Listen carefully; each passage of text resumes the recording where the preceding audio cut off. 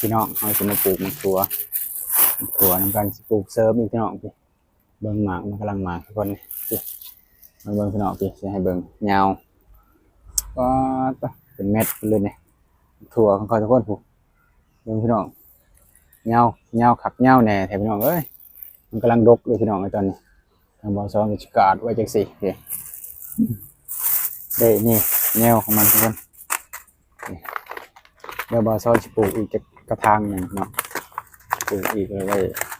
เบิ่งเนี่ยทุกคนมันปลูกมันมีลายเม็ดทุกคนเนี่ยเดี๋ยวนี้อาจจะมาปลูกทั้งค่อยก็ฝัดดินเรียบร้อยเลยมาเริ่มเลยตอนนี้เราก็จะมาเริ่มเลยมาคั่วดินน้ำเข้ากันก่อน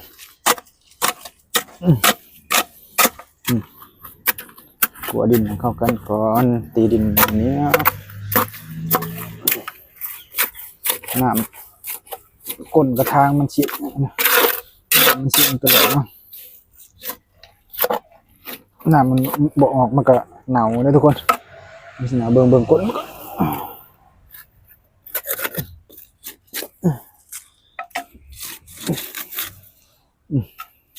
เราก็จะเอาดินนี่น้ำนี่ดินส่วนสิเลยดินที่เขาเทปลูกตอนนั้นเขาเทแบบตอนนั้นเขาเทเอาเนี่ยเขาชิมะปัดเอามือเลยนี่น้ำนี่เป็นเนี่ยมันผสมเป็นพุยเลยตอนนี้มาเราก็จะมาขวัดเอานี่แหละดินเขาบางอย่างสื่อเลยเพราะว่าดินเก่าของเขาเห็ดแต่ตอนนั้นทุกคนเทวหันที่เทริมกำแพงที่ปลูกผักตอนน่ะเสียวมันบ่ขึ้นอันนี้เขาก็ขวัดเอาตัวนี้แหละนี่ขุดเอาตัวนี้แหละมันเพิ่มมันเต็มกระถางเลย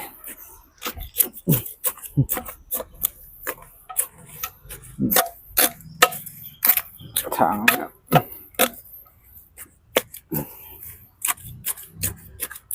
เอาสับ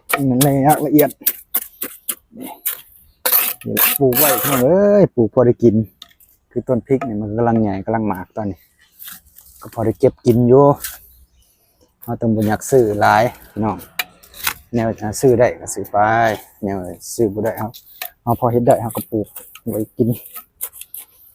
มาบัดนี้มาเริ่มเลยได้ทุกคนเริ่มเลยมีสิออกบ่เดี๋ยว2-3 วันเนี่ยสิมาเบิ่งสิมาถ่ายให้พี่ให้น้องได้เบิ่งอีกเก่าเริ่มเอาจากต้นก่อนว่ามันขึ้นนี้เลยแล้วมันขึ้นมันก็จะขึ้นนี้เลยล่ะประหยัดไว้แล้วจะเอาแนวจากตัวนี้แหละทำแกะไว้แกะเอาจะเอาแนวจากตัวนี้ปลูกต่อหลายพูดป่ะหลายพูดเลย1 2 3 4 5ใส่หลายๆเพื่อมันบอกทุกคนเพื่อมันชิบออกมันจะปลูกอีกช่องคุม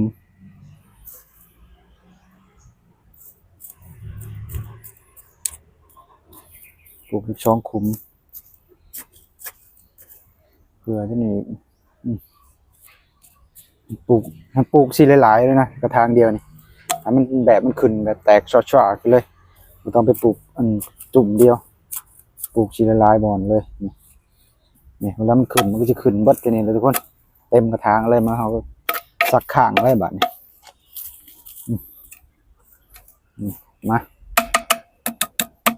มาลุ้นกันว่าจะมีสิออกบ่มีแตกบ่เอาทุกคนคลิปนี้กับบ่มีอย่างไรพี่น้องเอานี่แหละนี่มาฝากพี่ฝากน้องอีกเก่าพี่น้องพอได้เห็นคลิปนี้ก็ฝากกดไลค์กดแชร์กดติดตามเป็นกำลังใจให้เด้อพี่น้อง FC กันเบิดสุขคนพี่น้องกับทายนี่ก็คลิปแค่นี้ก็คล้ายคำว่าสบายดีทุกคนเด้อ